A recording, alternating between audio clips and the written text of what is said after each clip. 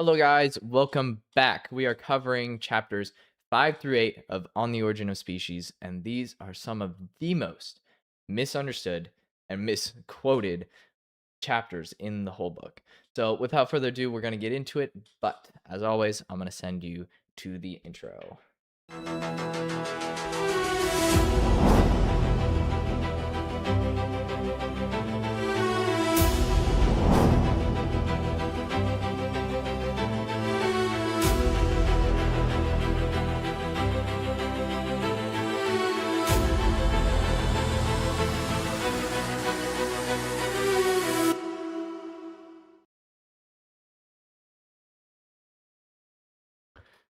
It's kind of difficult being your own cameraman transition dude and making it look smooth.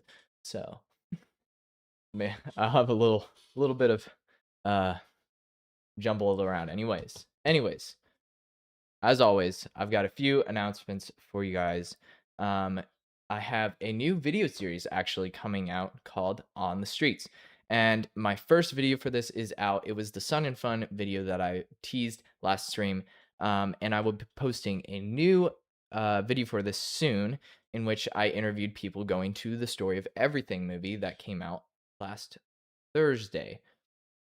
Um, and this series, I'll just be posting any sort of interviews or anything that I go and do outside of my studio. So just be looking for those videos, and I actually have a teaser for you guys, so I'll send you there.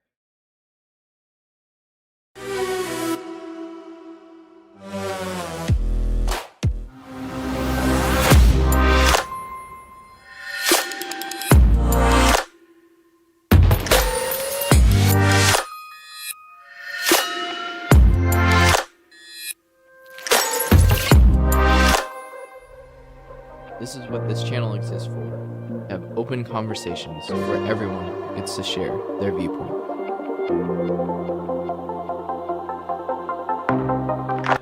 So we're here at Disney Springs, here at Sun and Fun, and I just met someone who was reading Lyle's reading about geology. He's very interested, and I just wanted to ask him a few questions. What are your guys' initial reactions to that movie? What did you think of it? What do you think about the New Atheist movement? Since Sam Harris is one of them, the leading proponents of New Atheism, what is your thoughts on that?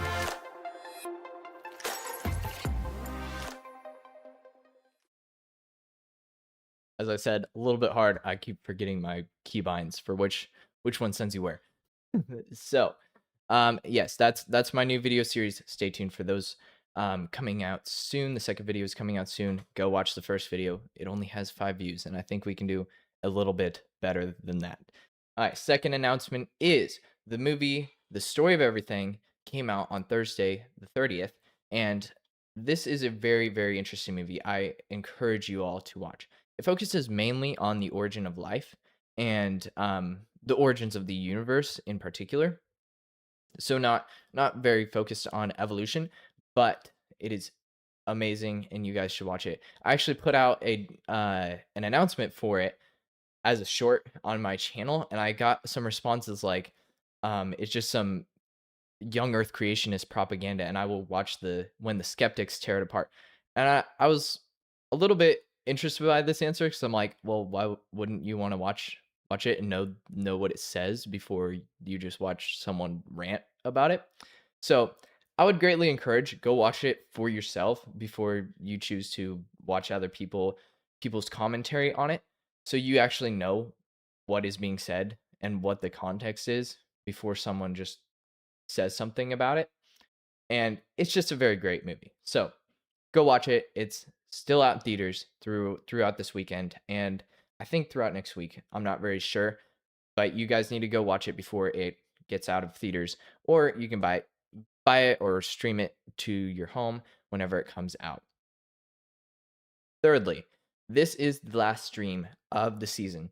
I will be going and doing an adventure ministry, so I won't be able to stream. I know I told you guys that I was going to maybe do a stream on the 9th, but now I am flying on the 9th. I'm flying at 9:45 a.m., and I don't think I'm going to be doing a stream from the airport. So, I will put out a video on the last section of On the Origin, but it's going to be a video. It's not going to be in stream format. We will continue streams in August when I come back for my next semester of college. Fourthly, I am on almost every social media, so whatever social media you prefer, go find me on it. I am there. If you need help finding me, usually I'm just named The Evolution Discussion, but you can go to my last stream, and in the description, I have links to every social media account that I have. So go check those out. I need it. I need the traffic. So please go check those out. Stream notes. I know I said I would get them out, but I had a little bit of difficulties. It is finals. It is finals exams for me this week, so it's kind of a busy, hectic week. But I will be getting those out soon, and those will go on Facebook. And I encourage you to go read them for yourselves. I cite everything, so you know where I got everything from and what am I saying at all. You can go and find what I'm saying, where that comes from. Go check it out. It is much easier for you to learn on your own than me to just spew it into one side of your ear and it just comes out. So yeah, if you are interested, go check those out. My first streams notes are already out on Facebook. The next 2 will come out soon, I promise. Maybe after finals, but I promise it will be coming out before next streams. So it'll come out. Okay, to my introduction. As always, I'm going to state my bias and my viewpoints for any newcomers here so you guys know what I'm reading this book through. What are my viewpoints? What is the lens I view all of this content through? I am a Christian. I believe the Bible is the inerrant word of God. I am a creationist. I do not have solid views on the age of the earth. I lead more towards young Earth, but I can see biblical arguments for an old Earth. We're gonna be doing something. So yeah, those are my viewpoints, but we're gonna be doing something just a little bit different for this stream. And that is, if you guys have any questions, usually I'd ask you to save them to the end. But for the end, I actually have some prepared thought questions for you guys, so that you guys can think about things, and then put them in the comments or somewhere, for me to like y- answer back, or for people to just kind of get in a discussion with. Um, for any questions that you do have, since there's so few of you, you can just put them in the chat at any point, and I will try to look at them and answer them. Okay, let's get into it. We have a little bit of background. I gave you a lot, like an overview of Charles Darwin's life and what he did on the last stream. But I'm gonna go over and kind of connect the dots for between the first stream I did on Charles Lyell and the second stream I did on Charles Darwin, which they don't really seem connected other than their name. There's a lot of smart people named Charles. Anyways, in my first stream, we went over Charles Lyell's theory of uniformitarianism, which is the theory that changes in the Earth's crust during geological history have resulted from the action of continuous and uniform processes. So basically, to give you kind of an illustration, this is the idea that if we observe first per se that the continents are moving away from each other at a rate of 2 inches per year, we can assume that this rate of change or rate of movement was consistent. Well, through the uniformitarianism idea, we assume that this rate of change was constant and uniform throughout the geological era. And this allows us to make approximations like, at what point would they have been touching each other? Would they have been together? We can kind of go back through the years and measure that little increment of time and say, oh, it would have been this many years if they moved at this constant rate the whole time. And that is the theory of uniformitarianism, that we can kind of extrapolate back in time these little distances or observations that we make, and assume them to be constant throughout time. The idea of continuous, uniform processes greatly influenced Charles Darwin. From my second stream, we went over what the HMS Beagle was about, and the HMS Beagle's journey was much more about Darwin cementing his ideas of uniformitarianism. On the HMS Beagle, as he was boarding, he was given the the first edition of Charles Lyell's Principles of Geology, and in that he goes over his idea of uniformitarianism. Obviously, it wasn't called uniformitarianism at the time, but the ideas of uniformitarianism were in there. And as he's reading that, he goes and he's voyaging on the HMS Beagle. He goes and he lands at these different spots, and he observes the exact same phenomena that Charles Lyell wrote about. So this cemented his ideas of uniformitarianism, and more importantly, well, maybe not more importantly, but also deep time, that there was millions to billions of years that this Earth has been around. Darwin uses these ideas to inform his views on evolution. Evolution was already around at that time. People were already thinking about evolution and making conjectures about evolution. And then finally, create his theory of natural selection, which was really what Darwin added to evolution. Darwin takes a much more uniform approach to evolution than some of the naturalists of his day, and we can see this through a quote that I'm going to read, from, I don't have the page number. I'll get the page number later.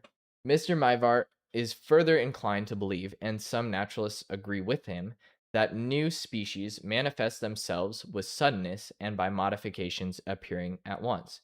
For instance, he supposes that the differences between the extinct three-toed Hyperion and the horse arose suddenly. He thinks it difficult to believe that the wing of a bird was developed in any other way than by a comparatively sudden modification of a marked and important kind. And apparently, he would extend the same view to the wings of bats and pterodactyls. This conclusion, which implies great breaks or discontinuity in the series, appears to me improbable in the highest degree. These views, as we will see, come from the incompleteness. The views that there was sudden jumps comes from the incompleteness of the fossil record and seemingly irreducible complexity that was found in different organisms and different organs, both of which Darwin handles in these chapters. But some of it he is not really able to handle, and we'll go over that. But it just it's just interesting. Although as although as we've seen, Darwin draws a lot on the idea of uniformitarianism to form his theories. There are a few important distinctions which are um, most noted today, and which I saw you guys debating on in my stream last week, which um, you guys were talking about the idea of punctuated equilibrium, and that there is these different times when evolution moves faster and then slows down, and it's kind of a different idea than the uniformitarian approach than Darwin takes. And what's really confusing about these chapters is Darwin seems to kind of understand punctuated equilibrium a little bit. He like kind of has that conjecture in his mind, but he doesn't really like distinguish between the two, and he kind of goes back and forth. So we'll go over how he kind of had this idea of punctuated equilibrium, but hadn't really distinguished it yet. But what he really built on was this uniformitarian gradual approach, and this is what he defends through most of the chapters. Where was I? Oh yeah. There are a few important distinctions in which the evolutionary rate is not fixed but speeds up and slows down. This process this is a process that is now called punctuated equilibrium. Okay. So, we're now into On the Origin of Species, and I will give a brief kind of recapitulation. Well, maybe not brief, but a recapitulation of what we kind of covered last week. And this um here, I've got the foundations of Darwin's theory, and this comes from his the On the Origin, page 14. I'm fully convinced that species are not immutable, but that those belonging to what are called the same genera are lineal descendants of some other and generally extinct species in the same manner as the acknowledged varieties of any one species are the descendants of that species. Furthermore, I'm convinced that natural selection has been the most important, but not the exclusive, means of modification. Oh, I've got a few questions. Sorry, I didn't really see that. You guys are kind of up in the corner, so it's kind of hard to see. But um, let's see. Is uniformitarianism necessary, or does it really matter? Um, Uniformitarianism, as I kind of explained, is very, very foundational to at least Charles Darwin's understanding of e- evolution through natural selection. There's a distinction there. Some evolution doesn't happen through natural selection, but there is what he calls evolution through natural selection, which is his theory, is really built on this uniformitarian gradual process. And that's why uniformitarianism is so important. All right. As I was saying before question, um, was that the fundamentals of his theory, there are actually two things that are fundamental to evolution through natural selection, or Darwin's theory.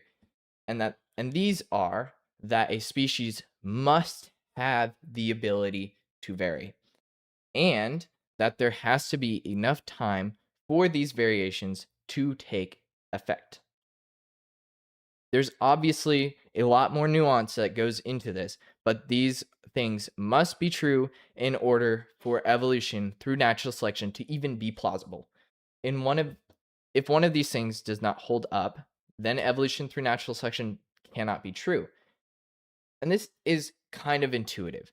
If something like if an animal doesn't have variations or it never varied, it didn't have these little adaptations that arise, then there would be nothing for natural selection to select. So obviously that can't be true.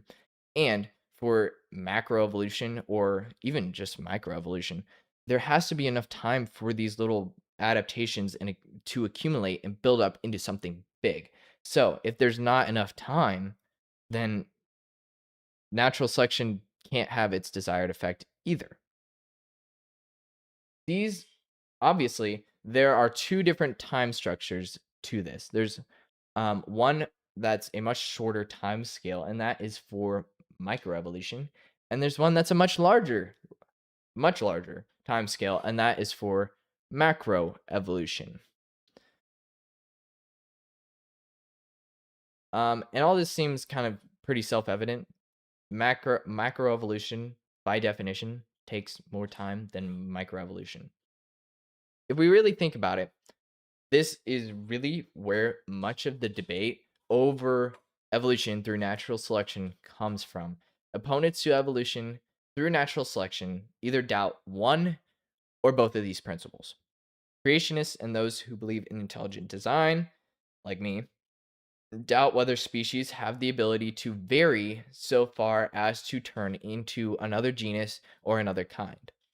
They do not doubt the idea to vary, they just think there are limits on this variety and variation. Young Earth creationists doubt the idea of long ages. Both of these are completely scientific conjectures. And we must just assess whether they are probable or backed by evidence or not. So, as I was saying, both of these are completely scientific conjectures. That the idea that something cannot vary as far that there's limits on the variety, and the idea that there might not be deep time are both scientific ideas, hypotheses that can be tested. What we must do then is just assess whether they're probable and backed by the evidence or not. And this is where much of the debate comes out. Okay, for the first couple chapters, there was an interesting little point that Darwin makes, and his, like, I wouldn't say his main evidence, but something that he keeps bringing up over and over again. That is a difficulty for in what does he call it? Individual creation is the difficulty in defining species and varieties, and this makes sense. So when under Darwin's worldview, under evolution through natural selection, I should say, you would expect there to be really, really muddied lines between what is a species and then like a subcategory of that species, like what is a variety of that species, whether we have like what is a, there's a dog and then there's a poodle or a greyhound. There's kind of muddled distinctions between the two. When does a poodle become a different type of thing? And when does I guess that's not the greatest example, but there is very muddled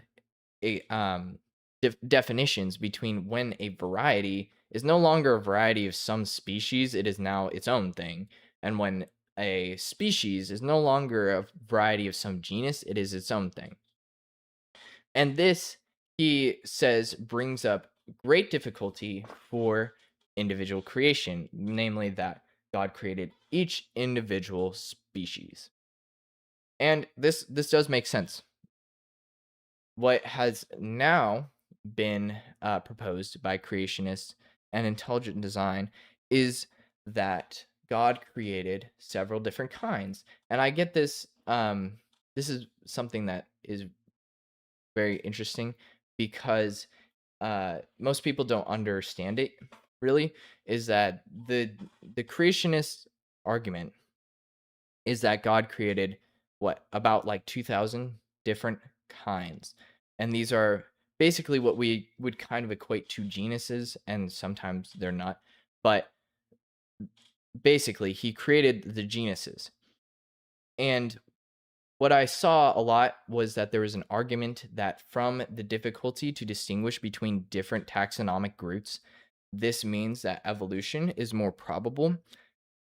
But we can kind of, this is not really the case. If we think about it through the kinds explanation, you would expect there to be very muddled lines between varieties and species and even genus.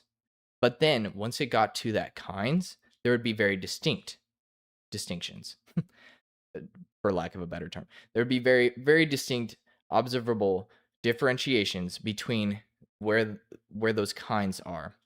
And this is kind of hard to tell in our taxonomic groups because in both cases, it gets like pretty much exponentially more clear as you go up the taxonomic groups. So I just kind of wanted to point that out and to distinguish, which I've kind of been throwing around lightly lately, is the idea that that creationists are talking about kinds when they are arguing against speciation, or they don't really argue against speciation in the main sense of the term, going from species horizontally to another species. But from genus to genus, that is where the difficulty lies for creationists. Well, I got another question. What was the term you used that explained kind of the opposite of uniformitarianism, that spoke of varied speeds in the potential changes? Wait, I'm going. Oh, you're going too quick. I am getting there very soon. The term is punctuated equilibrium, but I'm going to get there in just a second. Okay, now that we kind of got through that, now that I kind of explained kinds, and I will try to use that verbiage from here on out, but when I'm talking about genuses and kinds, those are kind of the same thing. Okay, so we are on to the modern view of natural selection, which is what I use to wrap up the end of last stream. And this is Darwin's original hypothesis. This is a quote from the National Academy of Science. Darwin's original hypothesis has undergone extensive modification and expansion, but the central concepts stand firm. Studies in genetics and molecular biology, fields unknown in Darwin's time, have explained the occurrences of hereditary variations that are essential to natural selection. So, as you can see from the National Academy of Sciences, Darwin's original hypothesis of natural selection, mainly, has undergone extensive modification, but is still basically the same. It's, well, I shouldn't say that. That's a contradiction. The central concepts remain the same. There has been modification around the little things that he kind of missed that weren't known at the time. I got a comment on this from last stream that I kind of wanted to address because it's important, and it's kind of fundamental to what I want to do on this channel. So I'm going to read you the comment and then kind of respond to it. With regards to natural selection not being disputed, well, that's true in mainstream scientific circles. However, the Institute of Creation Research is a somewhat prominent creationist organization that rejects natural selection. Not that I think their position is defensible, and they're still in the minority, but considering that anti evolution circles are quite niche, Even a small organization that has a number of PhDs on staff represents quite a significant portion of the creationist professional body with relevant expertise. And here's the main line that I wanted to uh, respond to. I think it's fair to say this dispute cannot be dismissed as too fringe to even mention. And he is absolutely correct. In order to have the type of discourse that this channel stands for, and that I believe is necessary to science, to have any type of scientific discourse, we cannot dismiss things as being too fringe to even mention. And there is a catch here, which I'm going to differentiate now so that we can kind of avoid this kind of confusion in the future. I'll give an example. Even with known laws like the law of gravity, there is still debate over how these work, namely on the theory behind them. There's this is perfectly acceptable and needs to be discussed in order to advance our knowledge on gravity. What we know about gravity is that it's associated with mass, but we don't know why it occurs in the first place. And this was something that um, chemists were looking for a long time in subatomic particles. They were looking for this little particle that they called the gravitron, which was the producer of gravity. So we don't know where it comes from. We just know it's associated with mass. So discussions on the theory of this is very important because obviously we still have yet to find what it actually comes from. This is perfectly acceptable and needs to be discussed in order to advance our knowledge. However, if someone were to say that there's no such thing as gravity, we obviously know that is absurd. Why? Because we can observe a force that acts on each and every one of us, which we have given the name of gravity. The how, the how and why this force works and where it comes from is theoretical. We don't know where it comes from. We do know it is there. Nothing floats off. So we know there's some sort of force that's holding us down, which we have given the name of gravity. And this force, we have a mathematical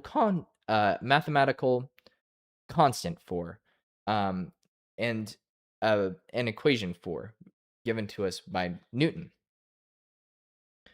And this is the distinction. You can have substantive discussions over theories. Um, and they're always up to debate. They are never 100% settled. As we saw in when I went over the definitions, there's no way to settle a theory or to graduate a theory to law. It is always up to debate. Laws are not. Not really. I mean, sometimes they are because as if we go back to the definitions, if someone kind of screws up the observations, it doesn't, and like we saw with the reproducibility crisis, it's not a repeatable phenomena. It's not a constant, then it's not a law. And that's the only time when laws are really up to debate is when we mistake something that is not a law to be a law. But when it's reproducible, it's always the same. It's given a constant, a mathematical constant, then it is a law, and it's not up to debate. It's well, it's not. It's not going anywhere. It's not really up to debate, and that's why we have these notions like in there's an instinctive gut punch when someone says gravity isn't real, and you know that is absurd. Natural selection doesn't fall under this. It is not a law. It is a theory. It is debatable. However, I haven't really found anyone who seriously debates natural selection, but only the theory of natural evolution through natural selection. The Institute for Creation Research, after I've researched it a little bit, although if you guys are watching this and you see that the Institute for Creation Research does um, debate natural selection, please tell me. I would love to cover that. But what I've seen is that it falls under this umbrella. It's not really, it doesn't seriously debate natural selection. Well, it doesn't debate natural selection actually, but it does debate evolution through natural selection, and namely macroevolution through natural selection. But if any of you, again, are able to find anyone who refutes natural selection, I would love to cover that. So please put that in the comments under this stream. I don't know why you'd go to a different comments and put it somewhere else, but please stay in the stream. Okay. I know. I said that was going to be brief. But, you know, things happen, and I needed to make a few distinctions before we went on and had more of a substantive conversation on chapters 5 through 8. So you guys can always come back here and know what I'm talking about, and hopefully I won't be dealing with this in the future. Anyways, as I kind of hinted at above, and as the comments have been telling me to cover, we are going to look at Darwin's gradual uniformitarian approach and the not gradual punctuated equilibrium approach that came much later. Darwin, who built his gradual uniformitarian theory, kept running into things that did not look gradual in the evidence that he was finding. This really comes out in chapters 5 through 8 to the point that, as I said, I was confused. I was very, very confused on what he was trying to say, on whether it was punctuated equilibrium or whether it was just this gradual process. And I almost made my entire stream, well, I did make my entire stream on this, but I almost made my entire stream on saying this doesn't make sense. But I brought in a few modern kind of sources, and I will show you where the distinction lies. There are two different types of evolutionary processes, evolutionary rates, really, and they are gradualism and punctuated equilibrium. In one, we see the gradual uniformitarian idea that Darwin suggests. Species evolve slowly and steadily over time to gradually accumulate vast differences. This, as you may have already guessed, is gradualism. A quote from page 253 from On the Origins reads that many species have been evolved in an extremely gradual manner. There can hardly be a doubt. And that is Darwin.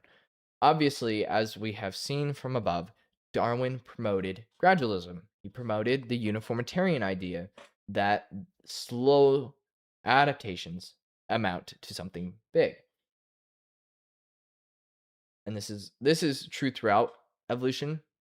Slow, gradual processes are always in the play, but the idea that they kind of speed up and slow down is not something that Darwin had in mind, really. When faced with the difficulty of there being a lack of transitional varieties, both found alive, which I thought was an interesting idea, something that I haven't really heard before, was that there would be sort of some transitional species that we would see alive still, and in the fossil record. His reply is twofold. First, in reference to the fossil record, he says, I will here only state that I believe that the answer mainly lies in the record being incomparably less perfect than is generally supposed. And this is quite true. It is still imperfect. We don't know how imperfect. It is still very much imperfect to this day. Second, in reference to living animals, he says, and this is a much larger quote, so stay with me, as allied or representative species when inhabiting a continuous area are generally disrupted or distributed in such a manner that each has a wide range with comparatively narrow neutral territory between them, in which they become rather suddenly rarer and rarer. Then, as varieties do not essentially differ from species, the same rule will probably apply to both. And if we take a varying species inhabiting a very large area, we shall have to adapt two varieties to two large areas, and a third variety to the narrow intermediate zone. The intermediate variety, consequently, will exist in lesser numbers from inhabiting a narrow zone and lesser area. In particularly, as far as I can make out, this rule holds good with varieties in a state of nature. So this idea is that if we see a species that's kind of migrated to a different type of zone, and then kind of adapts to survive in that zone, we would tend to see the species an intermediate zone where they're not really adapted well to either, but are either like, let's say, hot or cold in this instance, but they're adapted to like normal temperature. They're adapted to that. Um, that would be much like narrower range than either the cold or the hot. So you would expect to see much less of them as they vary to go to the different areas. The reason I even bring this up is that this type of thought is the same exact thing as punctuated equilibrium. Only if it were in reference only if it were in reference to time and not geology or climate. So Darwin's is in reference to living animals in different climates. Um, Punctuated equilibrium is related to extinct animals throughout time. Although sometimes it is both time and geology and varying climates and things like that. Very, it's much more, many of these things are much more complicated than I am able to show you, but to make them simple, I have put them kind of abbreviated. Punctuated equilibrium is the theory that species experience long periods of stability, stasis, interrupted by brief, rapid episodes of speciation. And this comes from EBSCO.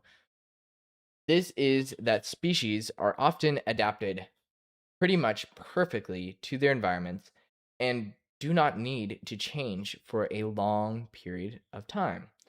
If then their environment were to change for whatever reason, heating, cooling, geology changes, migration, competition with a new species that came or migrated, they would then adapt rather quickly to meet the standard and then again be in a period of stability.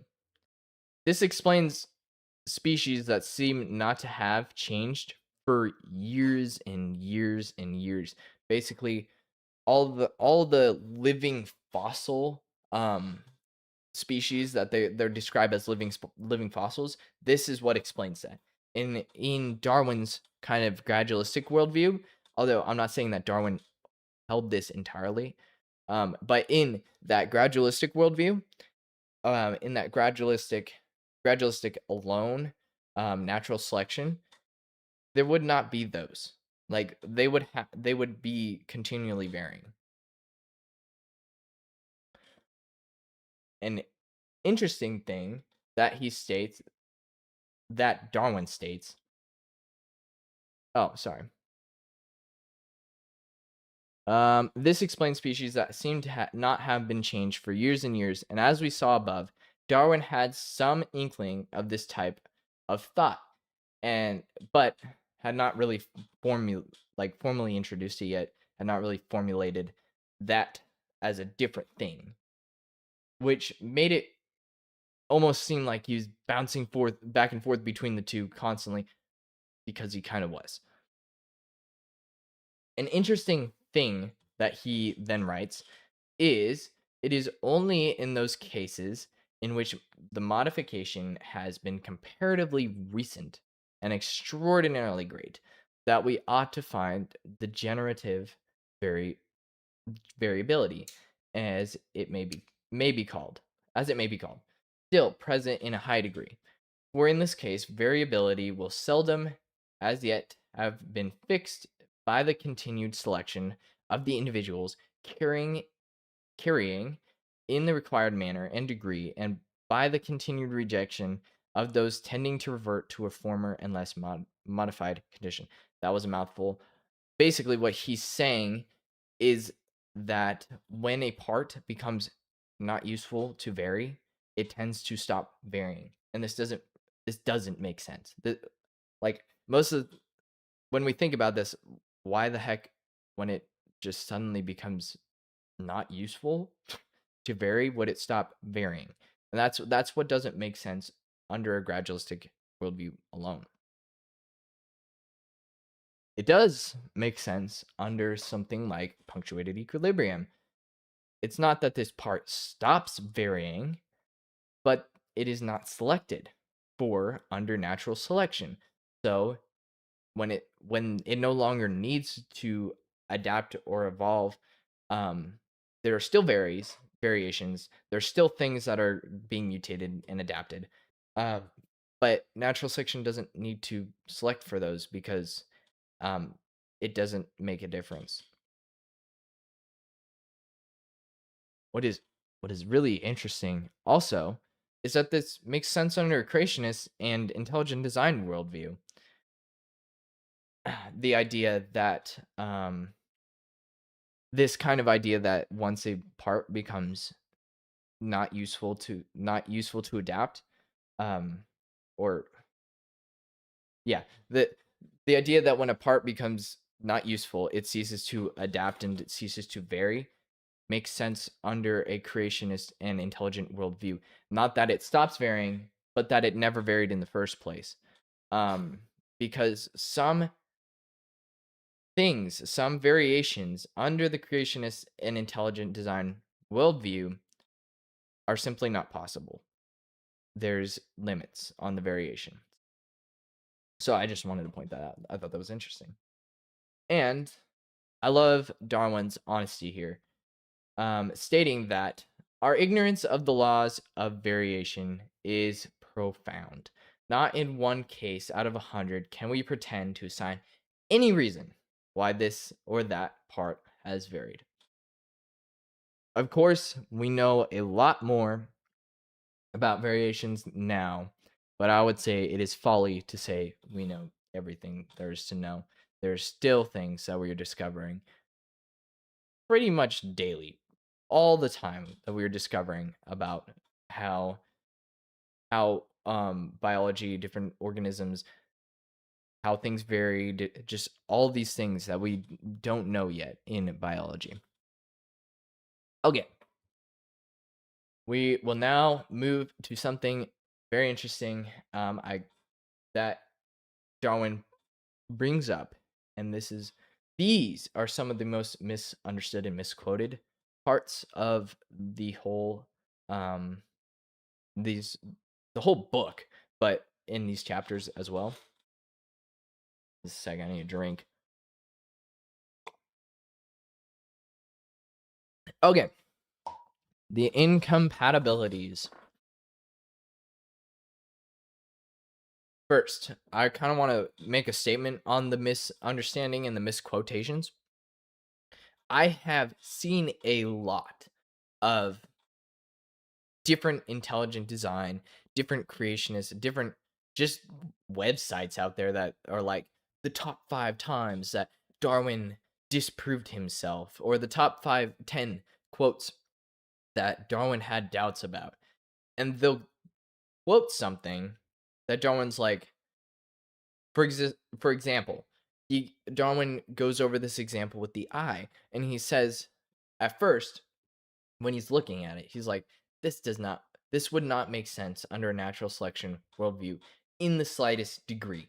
And then he goes around and explains. how and I might have evolved over simple adaptations. And people, these websites will just take that quote that it doesn't make sense in the slightest degree, and they'll just take that quote and not any of the defense of his position and say this was one of the top 5 times that he disproved himself in the origin of species. And this is completely and utterly terrible. It's just it is not useful in any form or fashion to spew or take out of context or spew basically lies about what he said and expect like good responses. You are not going to get you might get some people who don't understand, but this is not how we are to conduct ourselves in science. We are not, or anything for that matter. We're not to just lie to people to then have them come to our worldview.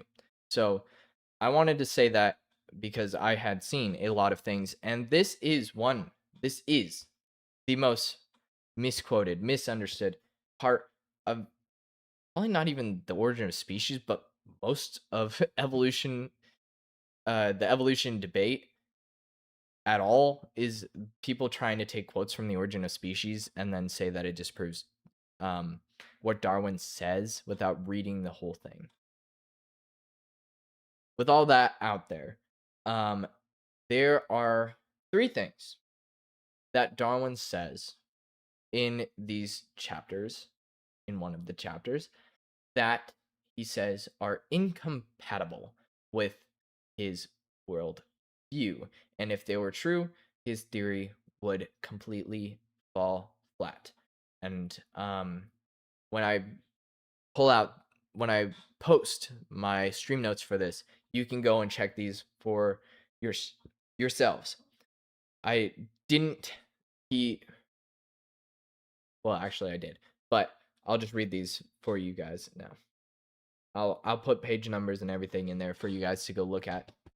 And make sure I didn't do any of those things that I just condemned a second ago. If here's the first quote. Here's the first incompatible. If it could be shown, if it could be demonstrated that any complex organ existed which could not possibly have been formed by numerous successive slight modifications, my theory would absolutely break down.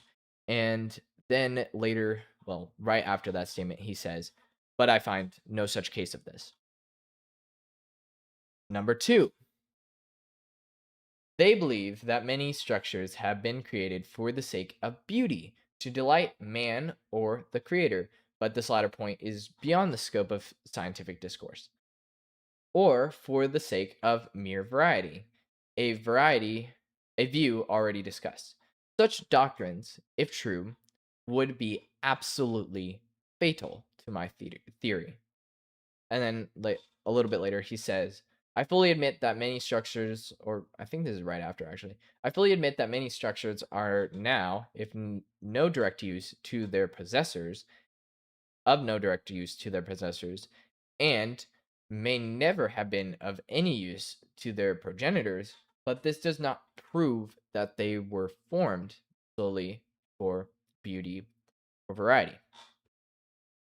Number 3, if it could be proved that any part of the structure of any one species had been formed for the exclusive good of another species, it would annihilate my theory, for such could not have been produced through natural selection.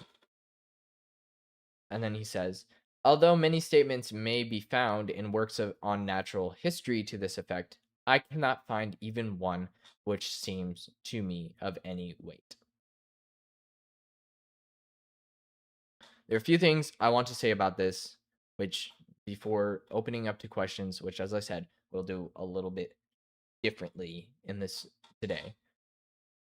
First, as Darwin said, evidence for any one of these things would cause his theory to completely fall apart.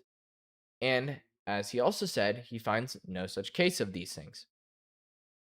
As we have discovered more and more, there have been factors that have put tremendous stress on these points. And what is interesting is that these things that I'm talking about that have put kind of some stress on the factors or on these different incompatibilities is were were the main focus in addressed in the story of everything, which again, another shameless plug. Go watch that movie, then you'll understand what I'm talking about. Things like the complexity in cells, which we are still trying to come up with materialistic answers for. Second, what has been interesting about this is that the debates have almost gotten bored of these types of proof and just dismiss new forms of these debates as ignorant. It is true evolutionary steps can be shown for complex structures such as the eye, which Darwin discusses, but it does not mean that they can be shown for everything, and these debates are still some of the most vital ones to evolution because, as Darwin said, they would cause his theory to completely fall apart.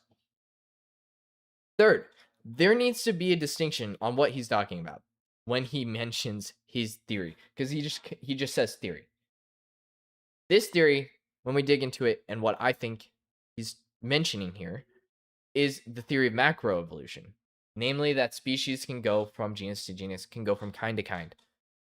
This is evident, I think, due to the fact that we can process that we can process what that we can process like variation and natural that we can talk about processes like variation and natural selection. When we look at the context in which he's talking, his theory is that evolution through natural selection explains all of the biodiversity that we see. It's not that um it's not that certain things were evolved from natural selection and certain things weren't, um, or natural selection is only like a modern theory. He's talking about everything in biodiversity, um, and not literally everything in biodiversity, but very much most of the things that we see in biodiversity. Because there's some um, selective processes that are not necessarily, well, they kind of are natural selection, but like sexual selection and things like that do have a role, and there's some nuance there, but what he's talking about is basically everything that we see can be explained through his theory. And if we think about that for a little bit, that sounds much more like natural selection. Thus, if one of these things were disproved, it would only affect macro evolution through natural selection. And this makes sense when we think about the fact that natural selection and different adaptive processes are observed. We can see them. Okay, that was um, the end of my long, long rant on chapters 5 through 8. Mainly not on chapters 5 through 8, but mainly on the last couple streams and answering your questions. So, I have some prepared questions, but I'm going to open it up for just a little bit, probably like 15 minutes or something, as I drink water because my throat is extremely dry. If you guys have any questions at all, I know there's 6 of you watching. If you guys have any questions over the whole thing, put them in the comments now, and I'll address those. And then I have like 1 or 2 prepared questions for you guys to think about. And if you feel so inclined, come back and put them in the comments. So, ask away if you have any questions.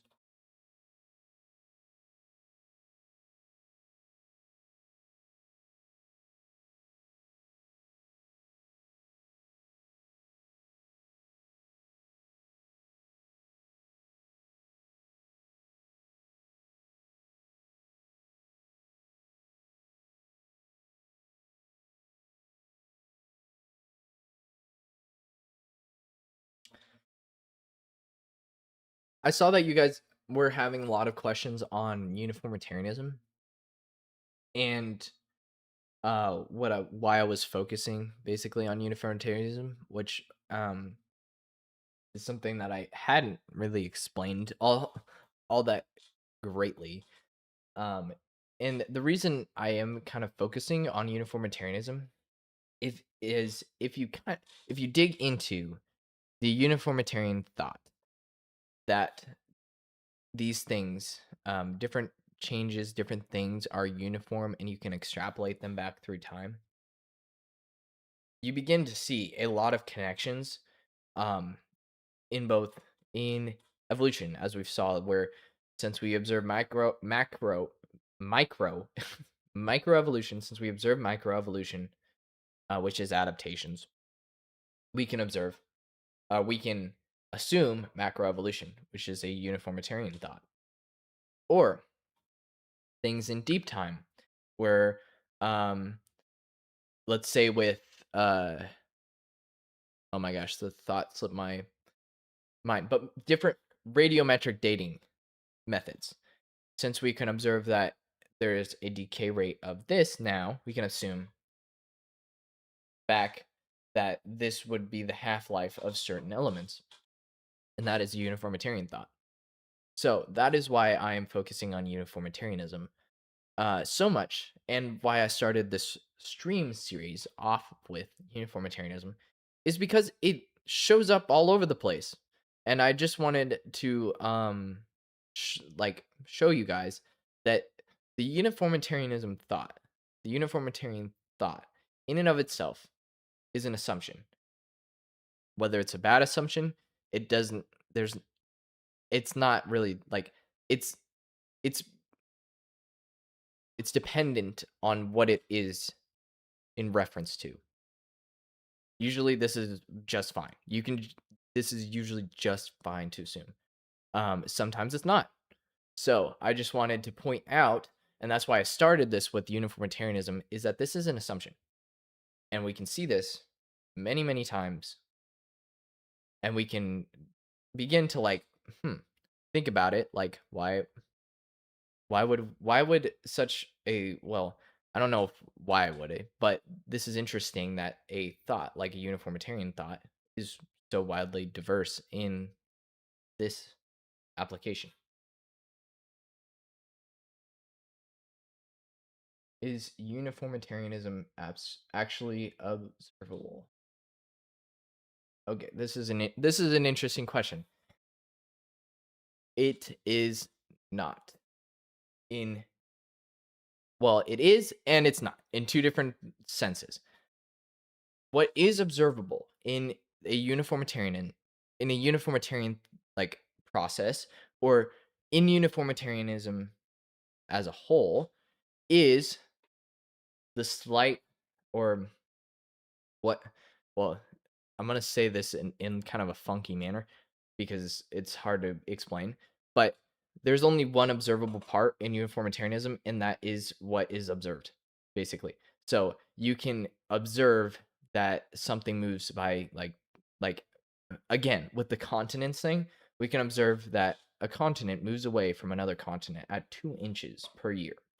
That is the observed part of uniformitarianism, of a uniformitarian idea. What uniformitarianism is then assuming that that change was constant and uniform throughout time, and then we can assume and approximate different places where this continent would be at different ages, just based on that 2 inch thing that we observed, the 2 inch difference that we observed. So yeah, there's one observable part, which then leads to assumptions and mainly approximations. That's what we use it for, to figure out different things based on the one observed fact. And that part is the assumption. So only within documented human history. Yes. Basically, it is only within documented human history. And honestly, it's usually quite less than that. It's just something that we observe happening over a set period of time.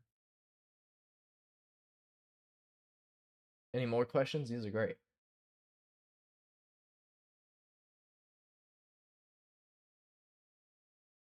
Again, drink my water. I spilled it as I was trying to answer a question too quick, I think.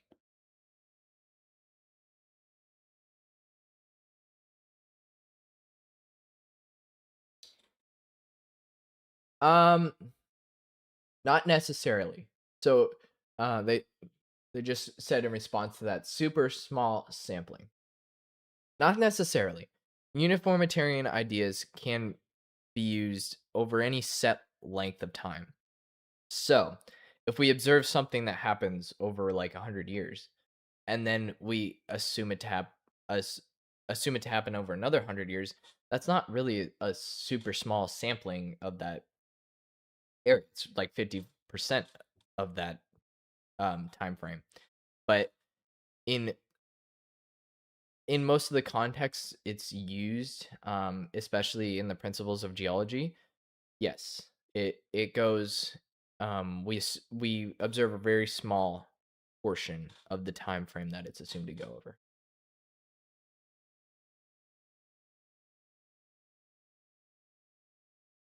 I would like to know if the opposite is observed more often, meaning variation in movement in plates, etc. Oh, so you're saying that like things aren't uniform, that you want to know if there's observations and things not being uniform? Is that what you mean by that?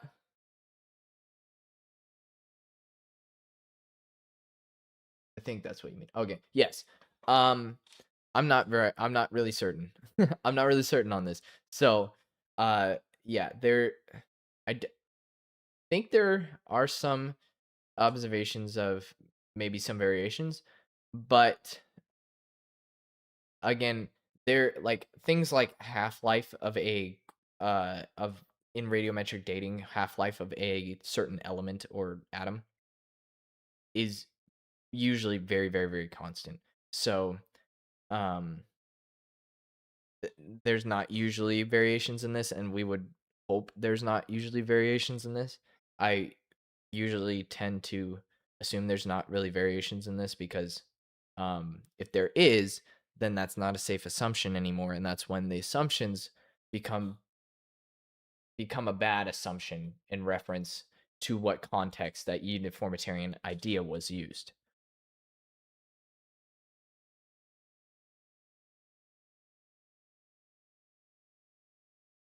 Okay. I think that's the end of those questions. Um, okay. I'm going to leave you with kind of two questions that you can kind of uh answer. Um, and then I'm gonna end the stream. So first, well, I had 5 questions. Let me pick two out of here. Okay. First question. Is Darwin explaining evidence or explaining it away? In some of the things that that we saw, and what I would like you to go read in his actual Origin of Species, there's some things that it's like, is he just explaining this information away, or is he explaining the evidence? And what do you guys think? And then second, is there anything that would actually disprove gradual evolution? Is there anything that you guys can think of that would be like, that would disprove a sort of gradual evolutionary step? So, if you guys want to think about those are kind of just like fun little questions. I don't know if we'll have any answers, but they're kind of fun little questions to think about. And for people who are watching this later to think about, I kind of wanted to leave a question for them. Anyways, I will see you in August when I come back to do live streams. From now to August, stay tuned. I will be posting a lot more on the street content. I will be posting different things on. Been really wanting to do a video on pseudoscience, so I'll be posting something like that. I will be posting the second half of Origin of Species, a video breaking that down. I will be posting pretty much all throughout the summer. So don't leave me. Stay with me. But we will be continuing streams in August. I'll see you guys then. And I will also remember which button to press. This one.